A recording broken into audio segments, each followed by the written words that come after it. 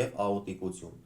Ենթադրենք շիզոիդի դիմաց կա իրադարձություն, փաստ, երևույթ կամ աուտիկությունը կարող է հանգեցնել պառակտման, հունարենից թարգմանաբար փսիխիզի, ինչպես նաև շիզոիդին բնորոշ է ինքնապահպանում, էգոիստ կենտրոնացում նպատակի վրա և համառություն։ Ողջույն։ Նախորդ տեսանյութերում մենք խոսեցինք հիստերոիդ, էպիլեպտոիդ և պարանոյալ հոգետիպերի մասին։ Հուսով եմ օգտակար եղավ այդ տեսանյութերը և դուք կարողացաք ոչ միայն վերլուծել ձեզ, այլ ձեր շրջակա միջավայրը։ Շարունակելով այս թեման, միանգամից անցնենք հաջորդ հոգետիպին։ Շիզոիդ կամ ստեղծարար հոգետիպ։ Շիզոիդի կարգախոսն է. մենք մեր նոր աշխարհը կկառուցենք։ Մինչև անցնելը շիզոիդի առանձնահատկություններին, նախ պետք է հասկանանք երկու տերմին՝ աուտիզմ և աուտիկություն։ Քանի որ շիզոիդի բնավորությունը երբեմն անվանում են աուտիկական բնավորություն։ Աուտիզմը դա արտաքին աշխարհից պաշտպանվելն է և պարփակվելն է սեփական ապրումների մեջ։ Մենք այս վիճակին անցնում ենք, որպեսզի վերականգնվենք և հաղթահարենք ինչ-որ դժվարություն։ Եվ այս վիճակը բնորոշ է բոլորիս։ Ուղղակի տարբեր մարդկանց մոտ այն տեղի է ունենում տարբեր ինտենսիվությամբ։ Իսկ աուտիկությունը, այլ կերպ ասած հոգեբանական աուտիզմը, դա հակվածությունն է մենակ մնալու և փակված լինելու, որի պատճառը կարող է լինել հաղորդակցման որակների դեֆեկտը, հոգևոր կամ հոգեբանական խնդիրների ապրումներից։ Այս մարդիկ շրջակային մոտ չեն թողնում իրենց և չեն կիսվում ոչ մեկի հետ, ոչ լավ, ոչ վատ մտքերով և գաղափարներով։ Նրանք պարզապես ապրում են, ֆորմալ ձևով կատարում ինչ-որ գործողություններ, ծավալում ստերեոտիպային ինչ-որ գործունեություն, որը պահանջում է հասարակությունը, բայց այս մարդիկ, այսպես ասած, թաքնվում են պատի հետևում և չեն արձագանքում ոչ մի արտաքին ստիմուլի։ Շրջակայի համար այս մարդիկ անհասկանալի են, քանի որ չեն ցուցադրում իրական զգացմունքներ, իսկ կրիտիկական և սթրեսային իրավիճակներում կարող են լինել անկանխատեսելի, որը դրդում է շրջակային հեռանալ այս մարդկանցից։ Սեփական անձի հանդեպ անվստահությունը, մենակ մնալու ցանկությունը և սեփական աշխարհի մոդելի մեջ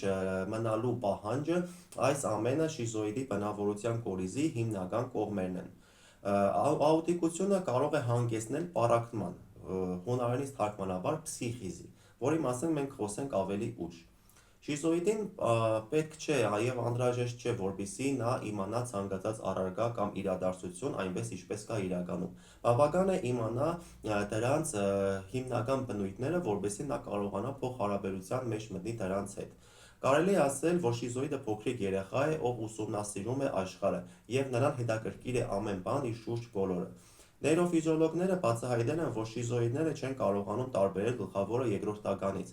Բանն այն է, որ նրանց ներվային բջիջները, որոնք մշակում են ինֆորմացիան տարբեր կարևորության և բնույթի, կարող են աշխատել զուգահեռաբար։ Եվ դա կապված է նրանց կենտրոնական ներվային համակարգի արգելքի պրոցեսների թուլացման հետ։ Իսկ շիզոիդի հիմքում ընկած է թույլ, կպչուն և անհավասարակշիռ ներվային համակարգ։ Ինչ է պառակտումը։ Շիզոիդի գիտակցության մեջ բոլոր իրադարձությունները և առարկաները կարող են գոյություն ունենալ հավասարապես միաժամանակ, և շիզոիդը կարող է նույն պահին մտածել մի քանի բանի մասին։ Եվ այստեղից էլ հանգում է պառակտումը, այսինքն շիզոիդը կարող է գոյություն ունենալ մի քանի իրականության մեջ, և դա թույլ է տալիս նրան ուսումնասիրել և ճանաչել աշխարհը։ Շիզոիդի բազային էմոցիան, կամ ավելի ճիշտ կլինի ասել բազային վիճակը, դա հետաքրքրությունն է և ճանաչումը, կամ ինչպես անվանել է Յակ Պանքսեպը, որոնման վիճակը։ Իսկ բազային վարկը դա հետաքրքրասիրությունն է ճանաչելու, կազմակերպելու և սիստեմատիզավորելու միջոցով։ Անգիտակից մակարդակում շիզոիդը ձգտում է ստանալ արժեքներ թե արտաքին, թե ներքին աշխարհից։ Եկեք հասկանանք ինչպես է ցուցադրվում շիզոիդի բազային էմոցիա վիճակը։ Ենթադրենք շիզոիդի դիմաց կա իրադարձություն, փաստ, երևույթ կամ մարդ։ Նա սկսում է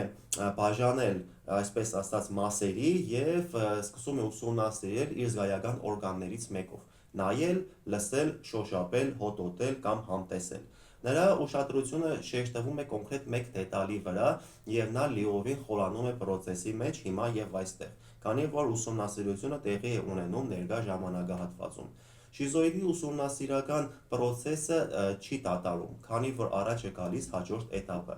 Շիզոիդի գլխում առաջանում է հարց. ինչ նոր բան կարելի է գտնել այս առարկայի կամ երևույթի մեջ։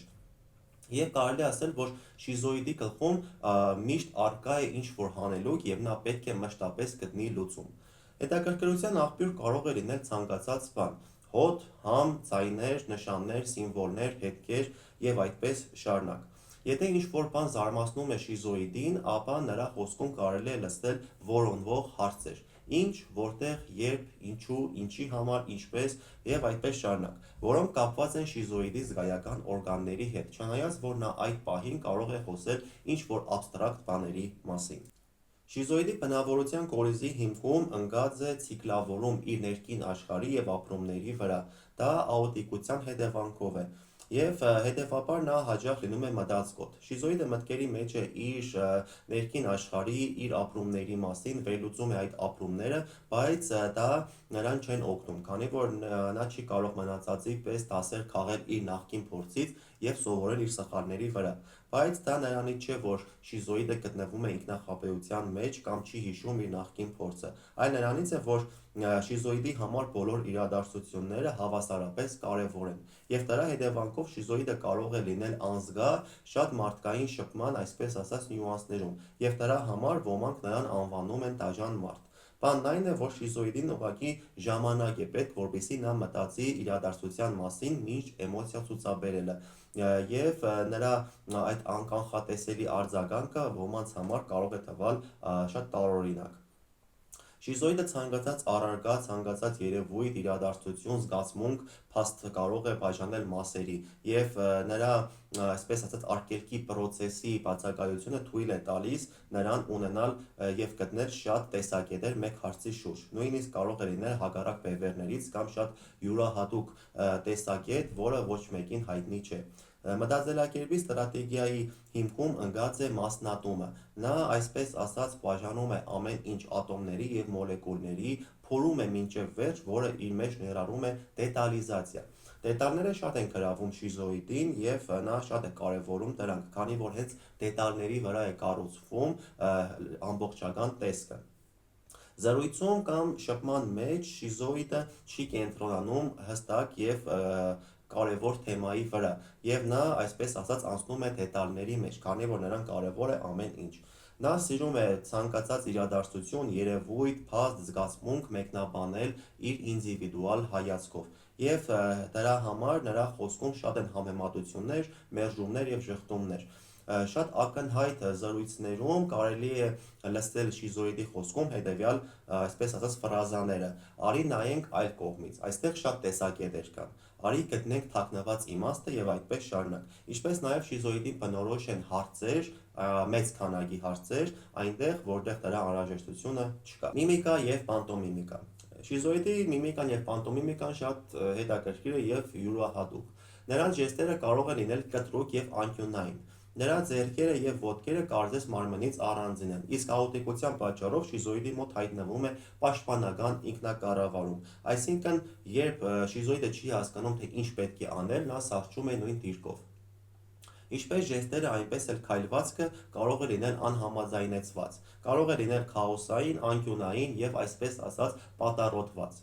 Շիզոիդները չեն զգում իրենց մարմնի չափը,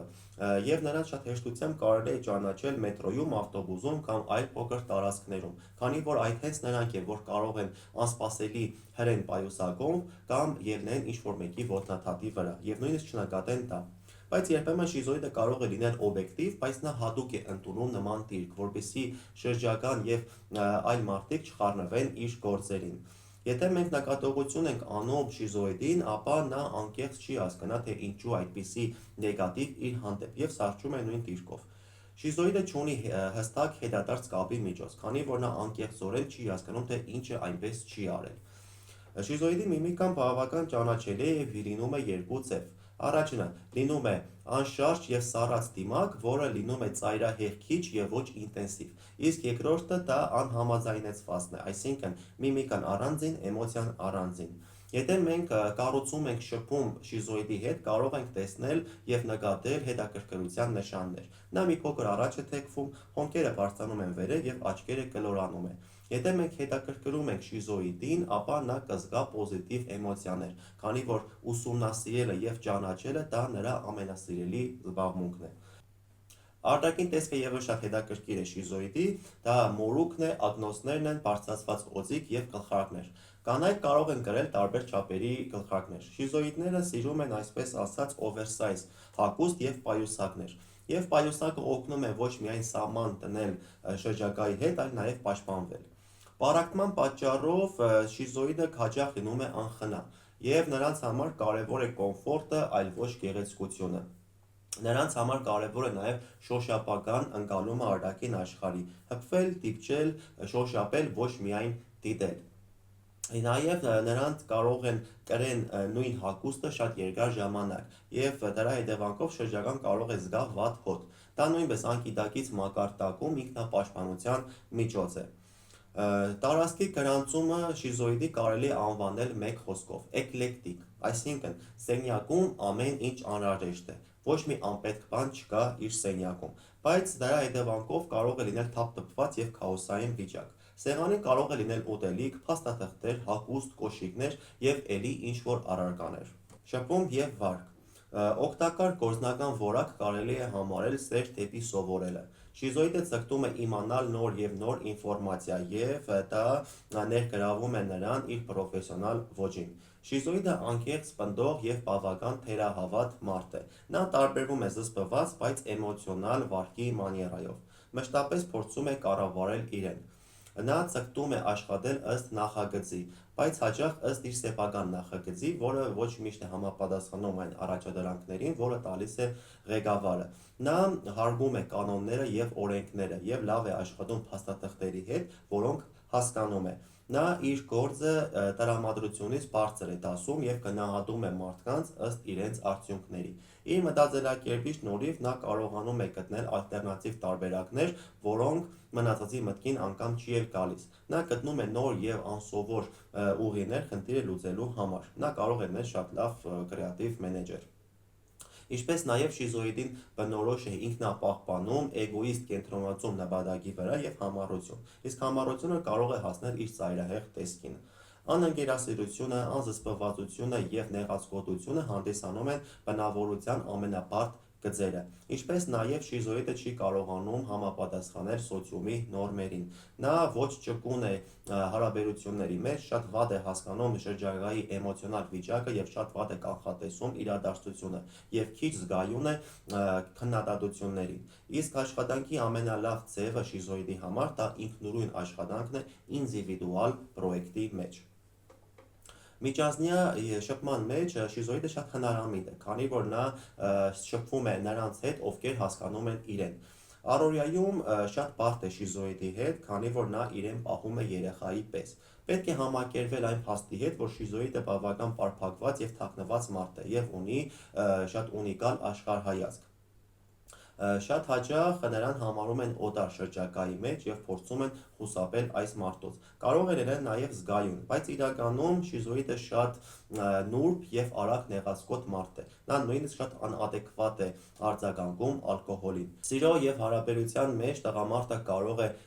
իր զուգընկերոջը ընկալել եւ վերագրել որպես տեզերք։ Նրա հարաբերությունը երանգավորված է ռոմանտիզմով, ճիշտ է, հաճախ դա շատ պարադոքսալ եւ տարօրինակ ռոմանտիզմ է։ Ինչպես նաեւ շատ անսովոր է լինում շիզոիդի զուգընկերոջ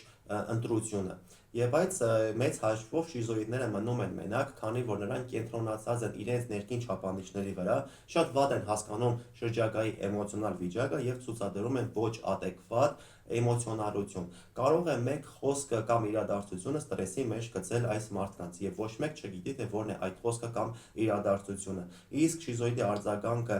կանխատեսելը շատ բարդ է։ Շիզոիդները կարող են լինել լավ ծրագրավորողներ եւ IT ոլորտի մասնագետներ։ Հասնում են հաջողության, եթե ընտրում են ստեղծարար ինչ-որ մասնագիտություն, նկարչություն, քանդակագործություն կամ արվեստի կամ արհեստի այլ ճյուղեր։ Կարող են լինել բժիշկներ ոչ ավանդական բժշկության մեջ, կարող են լինել հոգեբույժներ, փիլիսոփաներ, հոգեբան գիտնականներ։ Շիզոիդների համար շատ բարդ է այն ոլորտները, որտեղ պետք է աշխատեն մարդ ֆակտորի հետ։ Ինչպես նաև շիզոիդները ցուցադրում են բարձր մակարդակի մտավոր ունակություններ եւ ունեն այսպես ասած օրիգինալ քննադատողական միտք։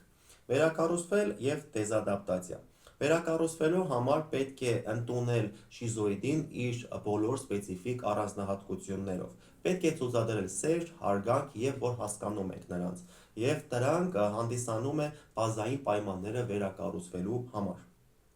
Դեզադապտացնելու համար պետք է մարդկանց փոփոխություն, քանի որ շատ մարդկանց հետ կոնտակտը հունից դուրս է հանում շիզոիդին, ինչպես նաև խախտել նրա հոգևոր հարմոնիան, չընդունել նրանց եւ նրանց դիրքերը, ինչպես նաև շատ կոպիտ քննադատությունը, ծաղրանքը, նպաստացումը,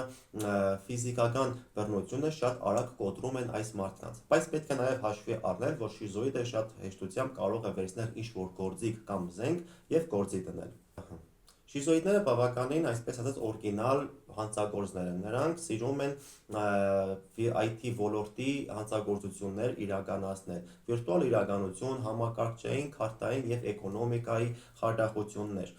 ինչպես նաև կարող են լինել սեկտաների կամ աղանդների լիդերներ։ Շիզոիդները չեն սիրում շաբլոնային հանցագործություններ եւ այդ իսկ պատճառով նրանք նախընտրում են սպეციფიկ հանցանքներ։ Շիզոիդները բավականին բարդ հոգետիպ է ստի բացահայտման տեսանկյունից, քանի որ նրանց սուտը պարադոքսալ է նրանց վարքի նման։ Շիզոիդը կպատասխանի ոչ թե հարցաքննողի հարցերին, այլ սեփական հարցերին, եւ նա կարող է շատ երկար ժամանակ դիմադրել հարցաքննությանը եւ դրա համար նա ունի շատ լավ գործիք՝ պարփակվել իր մեջ։ Դուրս հանելը այդ վիճակից շիզոիդին շատ բարդ է։ Կարելի է կառավարել այս վիճակը ստեղծելով տագնապային իրավիճակ, բայց ոչ վախեցնել։ Պետք չէ վախեցնել շիզոիդին, այլ պետք է ուղղակի տագնապ մտցնել իր մեջ։ Կարելի է օրինակ ասել, թե ինչ խնդրի հանդիպի շիզոիդը, որը հենց ինքն է ստեղծում, որ չի ուզում համագործակցել։ Այդ պարագայում կարող է շիզոիդը հավաքել իր մտքերը եւ սկսի adekvat փոխհարաբերության մեջ մտնել։ Այսքանը շիզոիդ հոգետիպի մասին, հուսով եմ հավանեցիք տեսանյութը եւ կկարողանաք վերլուծել եւ ձեզ եւ ձեր շրջակա միջավայրը։ Բաժանորդագրվեք ալիքին եւ տարածեք տեսանյութը, որպեսզի ձեր ընկերները եւ ծանոթները նույնպես կարողանան